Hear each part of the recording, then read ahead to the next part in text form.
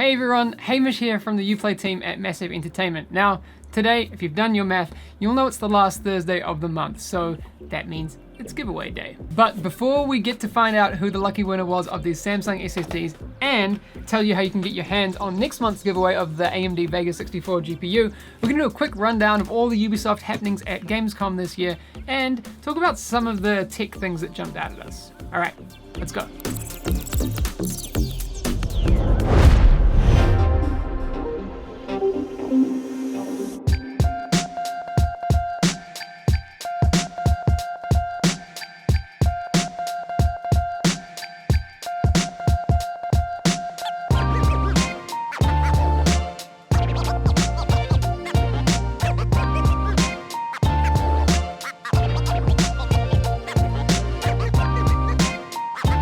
So a lot happened at Gamescom this year, and whether you were, not in the right time zone to find out all the news, or you were distracted by other things like TI8, here's what happened from the Ubisoft side of the fence. For The Division 2, which we work on here at Massive, there was a new trailer released, and some of the other stuff surrounding that, and you got your first look at the White House, which was really, really cool. Of all the nations on Earth, none. Also, The Division 2 is now available for pre-order on the Ubisoft store, so go and check that out.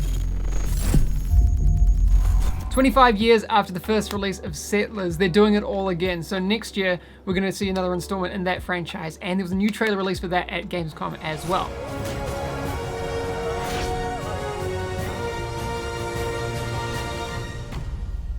But if you're a little bit nostalgic, and I know a lot of you are, there's going to be all the previous 7 versions in the History Edition, which are going to be optimized for modern PCs as well.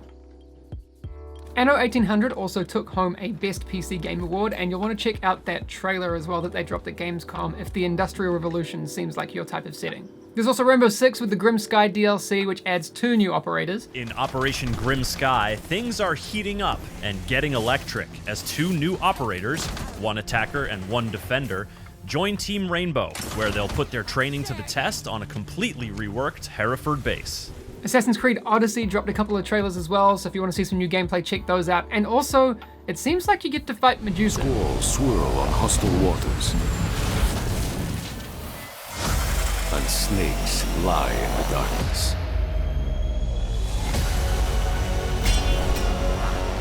The Marching Fire update for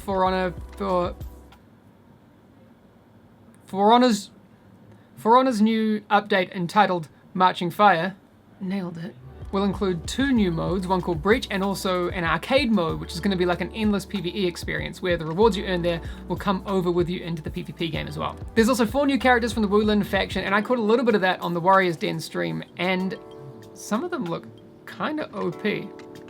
I don't know, I'm keen to try them out, and I think Grandpa Wulin might be my pick. And it can also cancel the recoveries of his attack with that boost. And the startup of the Abyss. Trials Rising has announced their release date, which is going to be February 12th, 2019, but if you can't wait, you can sign up for the beta, which is going to be in like a couple of weeks. I did it! I'm flying!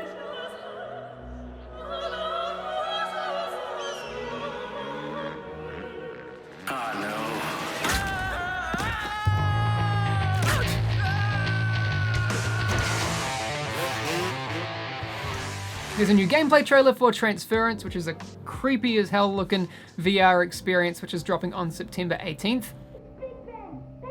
We haven't streamed a VR game on our Twitch channel just yet, and I think Transference may be the first one, so head over to twitch.tv/NGON if you want to catch us absolutely not handling horror games. The Crew 2 has an update called Gator Rush dropping on September 26th, and if hovercrafts are your thing, you're definitely going to want to check that out.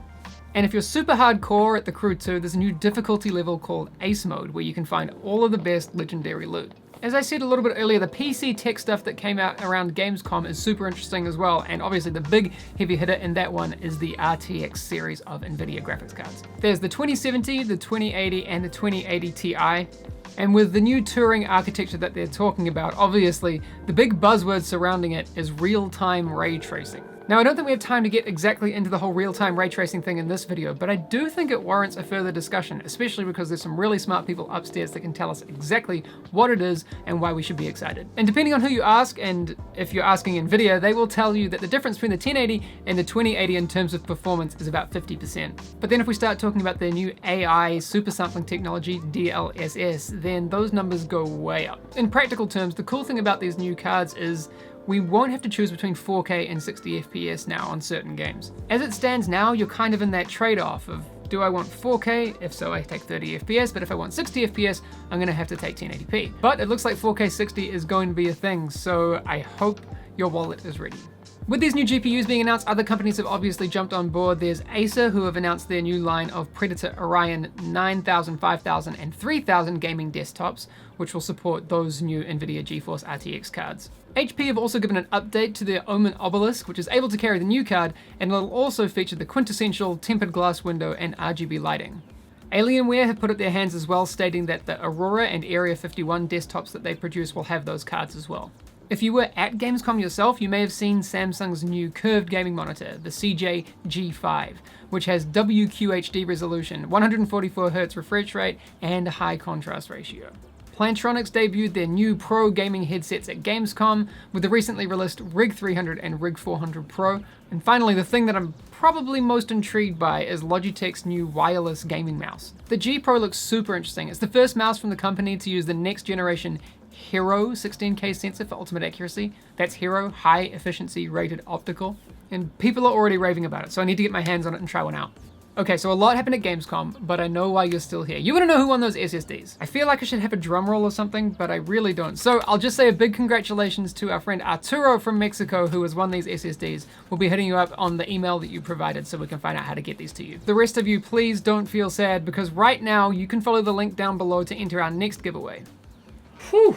That is one big GPU. The RX Vega 64 is going to be the giveaway that we're running for the next month. And this box hasn't actually even been opened yet, and I don't want to taint it. If you do want to take a look inside the box, we actually have a build video that we've done previously that you can check out. But for now, all you need to do is click on the link below, enter the giveaway, and we're going to be drawing that at the end of next month. That'll be September 27th. I do want to take a second just to let you know that over the next few weeks, actually until that September 27th draw, there won't be any new videos on the YouTube channel. I'm actually heading away on a little bit of a holiday, but during that time, I've prepared a couple of podcasts you can check out, and Gabe should be, at least I hope, doing some streams on the channel too, so you can hang out there. So I'll see you all again on September 27th. Hopefully until then, you can just enjoy some PC gaming and come back to find out who won this GPU. I'm gonna miss you all. See you soon. Bye.